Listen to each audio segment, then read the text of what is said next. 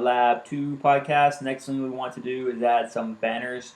Banners are things that get shown when you log in to the router or switch, as the case may be. So, in this case, I don't know why I did that. In this case, we're going to type in banner and hit a question mark, and we see that we have banner login or banner MOTD as our options. There's another banner, I believe, if you just put whatever you want to say.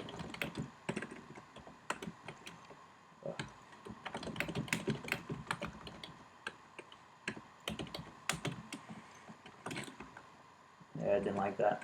So we'll just do login and MOTD, and then we'll talk about the other one in a second. So login message, I believe, is shown before login. Let's hit a question. What the heck?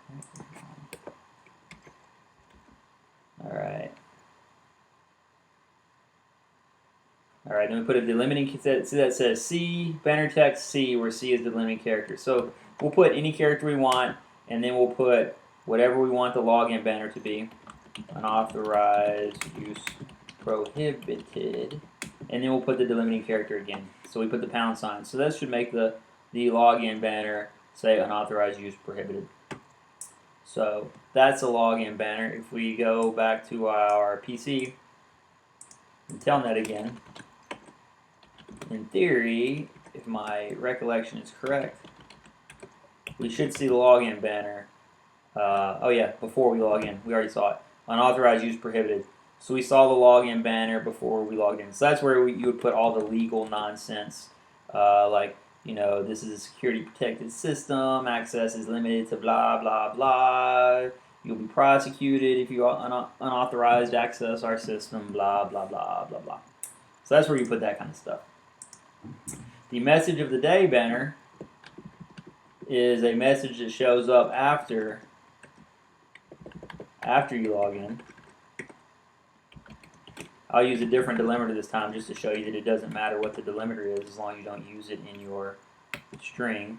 So for example, it says C, banner text C, where C is the delimiting character. So if your sentence has a C in it, then you can't use C as a delimiter. So message of the day shows up, I believe, after you log in. And then you put things that you would only want someone who has logged in to know, such as, you know, system. Oh. Should drink more coffee, mate. Man, why is this not typing?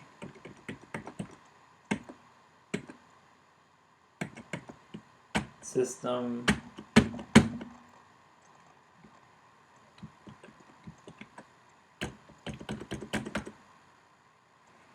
Finally gave me an M. Mate. Tonight. 6 p.m. So this is a message you could put so whoever logs in knows you're going to shut the system down tonight at 6 p.m. or perform some maintenance. So that, I believe, is going to show up after you log in.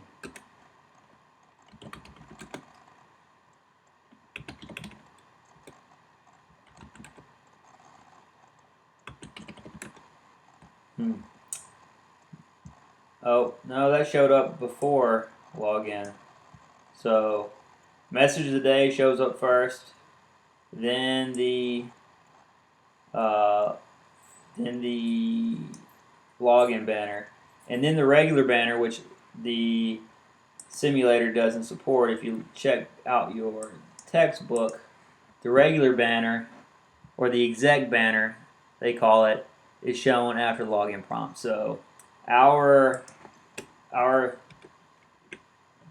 make sure.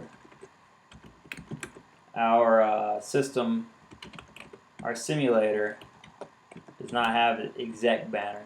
The real systems have an exec banner that is shown after login. That's one reason we'll be using real equipment for this lab so we can exercise everything. Exec banner shows after login. So login banner shows up first as soon as the prompt comes up. Wait, is that right? No. The message of the day shows up first, then the login prompt, and then the exec after you log in. So we can't simulate the exec banner. So that's the banners. and a summary of that. Show history command on the switch. If you try to run it here, show history, it's not a valid command. So the show history command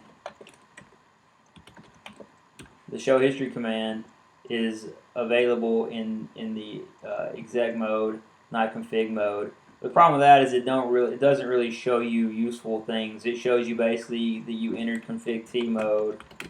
You know, we entered a bunch of commands. Did we enter any commands? No, we didn't actually do any commands. Let's do some commands. The next step says to put some interfaces in some ports. So we're going to do that command, interface range FA 0/3 to 10. So now we're going to apply configuration to all of those interfaces, and the sheet says to put those in VLAN 2. So you should remember from 220, switch port, access, VLAN 2. It says access VLAN does not creating VLAN 2, so VLAN 2 didn't exist, so it created it. If you wanted to create the VLAN yourself before you did that for some reason, you could just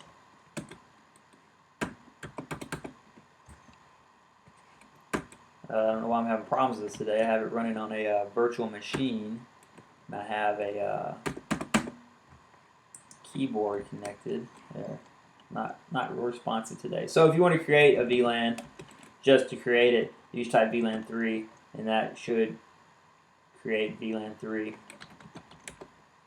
So now if you show VLAN brief, VLAN 3 exists, VLAN 2 exists. So we want to go back to another int range command to do ports 11 through 14 to be in VLAN 3.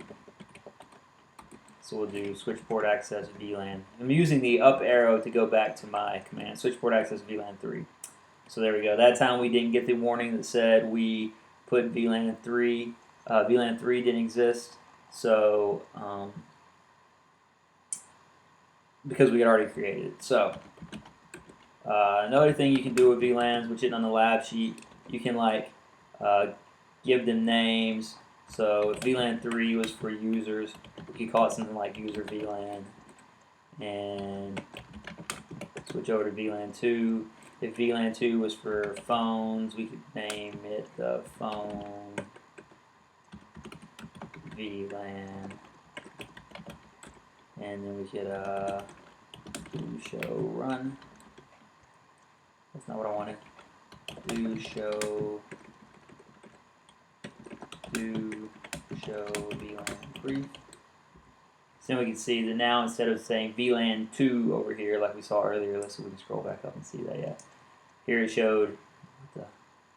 Up here it showed VLAN 0002 or 0003. Now it actually shows the name of the VLAN. So that might be helpful for you to configure the VLAN names as you're going along. So back to the show history. Now we've actually done a lot of commands. If we look at the show history, still all it shows is the fact that you've entered conf t. So it is of limited use in my opinion, because it doesn't really show you anything useful.